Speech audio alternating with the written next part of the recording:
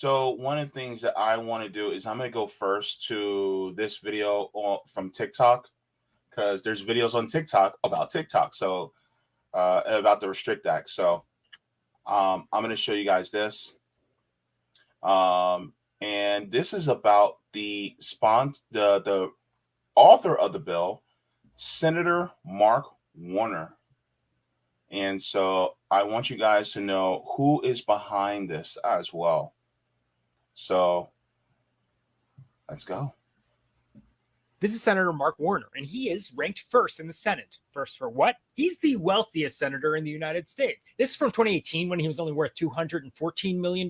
Most estimates now put him over $300 million today. He's also the senator who introduced Senate Bill 686 to ban TikTok. But you see, this ban just won't affect TikTok. It's also open to a ton of other technology. Networking, edge computing, cloud software, machine learning, mobile apps, AI software, even e-commerce services. You might wonder, how's he made so much money? Well, he was a venture capitalist. We can also see here on Corporate Watch that he invests in a lot of things. Mark Warner holds millions of dollars in stocks of media, telecommunications, and technology companies. We're not privy to everything that he owns, but in the past couple years, we've been able to see that he invests in cloud computing and mobile apps and software and solar, telecommunications, network devices, and e-commerce.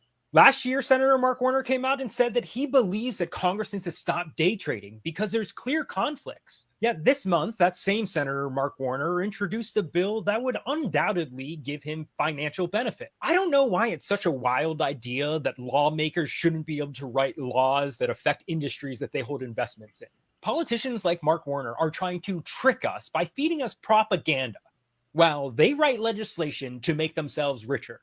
After watching this TikTok video, can you see why Mark Warner would want to ban TikTok? We currently have millions of Americans who are under deep financial stress right now, and yet at the same time, we have an ultra-wealthy senator who has increased his wealth by $100 million in the past couple of years, telling us that TikTok is the problem. This is Senator Mark Warner. By the way, somebody asked a question in the chat. What party? Senator Mark Warner is a Democrat. Yeah. Oh, sorry. I realized I was muted. I just want to add, actually, the wealthiest senator is Rick Scott. Mark Warner's second. Oh, just speaking to his video. Yeah, Rick Scott's first. Mark Warner is second, and Mitt Romney is third. Okay. So yeah. Rick Scott is literally my senator. Mm-hmm. Don't brag. By the way, I look, this is a little deviation from what we're talking about. But Rick Scott looks like Fire Marshal Bill. He does. You and I both, look, Ron, Sabs, you guys both know what I'm saying is true. No, man. I agree.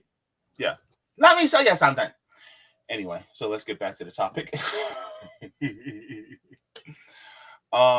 But yeah, so, you know, it's like people like Mark Warner. And the thing is, this whole thing is, look, this thing is bipartisan. Oh, yeah. And by bipartisan, I mean bipartisan. Let me show you guys the people who co-sponsored. It's towards the top. Actually, let me go to co-sponsors. Number 25 is 25. I know Kristen Gillibrand is one of the co-sponsors. Yep. It's John Thune, Tammy Baldwin, Deb Fisher, Joe Manchin, Jerry Moran, Michael Bennett. Remember him? He ran in 2020. Oh yeah. Yep. Dan Sullivan, Kristen Gillibrand, Susan Collins, Martin Henrick, Mitt Romney. So the two richest senators basically are behind it. Shelley Moore, Ben Ray Lujan, Tim Kaine, his dusty ass, Kevin Kramer, Richard Blumenthal, Chuck Grassley, John Hickenlooper. Remember him? He also ran in 2020. Yeah. Mm-hmm. Yeah, this is a normal. This is like the typical cast of characters. I mean, Yeah. like a lot of these people. Usually, when there's anything digital rights related, they're on the complete wrong side. Some of them occasionally get something right, but are really getting this one wrong. Yeah. This is quite a list here, and it has bipartisan support. And people need to understand too that Meta. This is what I said on my channel. I really believe Meta has something to do with this as well, because Meta donates a lot of money to the Democratic Party and the Republican Party, and they've been doing so for years. They have lobbyists in DC as well. So you have to know that TikTok is a serious competitor for Meta, and TikTok has passed Facebook. Facebook's actually not doing too well right now. They just announced they were laying off thousands of people because TikTok is very, very popular and a lot of people like it. So they haven't been able to keep up with that. That's why they started that new thing on Facebook now where you can upload reels. That's supposed to be a similar version of the TikTok videos, and YouTube too. That's why YouTube has these YouTube shorts that they've really been pushing on people as well. But they're all trying to compete with TikTok because it's really taken off so well. But you mentioned Michael Bennett. I remember him. He did run for office in 2020. That's the guy who sounds like Mr. Mackey from South Park. Yes, he does. Yes, he does. Okay. There were like so many cartoon characters. Yeah. He sounded like Mr. Mackey. John Delaney looks like one of the dudes from King of the Hill. You guys remember Delaney? He looks like the one dude on King of the Hill. But Savvy, I wanted to say to your point, the other thing, like bringing Meta into this, the other thing that places like Meta, Facebook, Instagram, Twitter, even another thing that they like about all this is by getting all the attention on TikTok. If something like this were to pass, that's going to take the attention off the true problem, like all the actual security concerns that exist on TikTok, which of course exist on every platform. The same concerns on TikTok or on Facebook or on Instagram. In fact, these hearings have revealed that Facebook and Instagram are actually worse. TikTok hasn't done some of the stuff that Facebook and Instagram openly do, i.e. sell our data to interested third parties. Mark Zuckerberg admits that he does that. TikTok hasn't done that. Now, I'm not saying they never will. They even say that they haven't said they never will, but they haven't as of yet, at least not on the scale that Facebook Meta has. So by like trying to hammer this home, they're getting away from the real issue, which the real issue is just stronger data privacy for citizens on social media, and a real data privacy bill that's across the board and applies to everything from TikTok to Twitter to Facebook to everything in between. You know, if something like this passes, they'll be like, well, we solved it. You're fine with, you're fine with our domestic surveillance, but as long as it's not some foreign entity, we're good. So.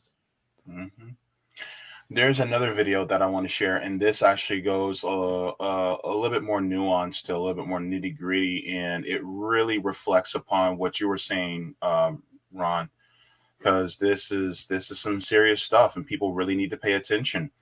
So let's go. The internet is about to fundamentally change forever, and it's terrifying.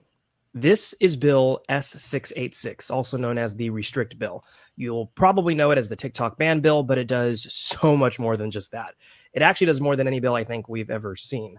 I encourage everyone to read it by going here and clicking the text tab, but here are the main takeaways. Foreign adversaries can change by definition, but a few are already listed. They are the People's Republic of China, including Hong Kong, Special Administration Region, the Republic of Cuba, the Islamic Republic of Iran, the Democratic People's Republic of Korea, and of course, the Russian Federation and Venezuela under the regime of Nicolas Maduro Moros. I hope I pronounced that correctly, but these definitions can change at any time.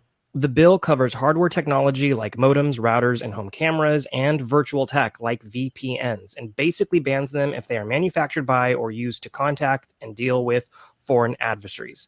Speaking of VPNs, using VPNs to bypass banned apps such as TikTok is made a criminal act under this bill, and the penalty is a minimum imprisonment of 20 years and a minimum fine of $250,000 or $1 million, depending if you knowingly did so to access banned content. The bill. Let's just stop there for a second. 20 years? 20 years. Like, Tell me that we don't live in a totalitarian government without telling me we don't live in a totalitarian government. Just another way to feed the prison system. Yeah. Yeah. Gosh. You want to say anything before I continue, Ron? Continue. Okay. Bill gives the federal government the power to monitor any activity used by these suspected devices, virtual or otherwise. Essentially, they can monitor what you are doing at home 24/7 without even informing you. This includes things such as routers, video games, streaming apps, smart thermostats, Ring cameras, basically anything that uses the internet. Now, the real terrifying part of all of this, as if that all wasn't terrifying enough, is that the bill goes on to state that this will happen by the president appointing a secretary of communication. That secretary then forms a group on their own without any voter input whatsoever.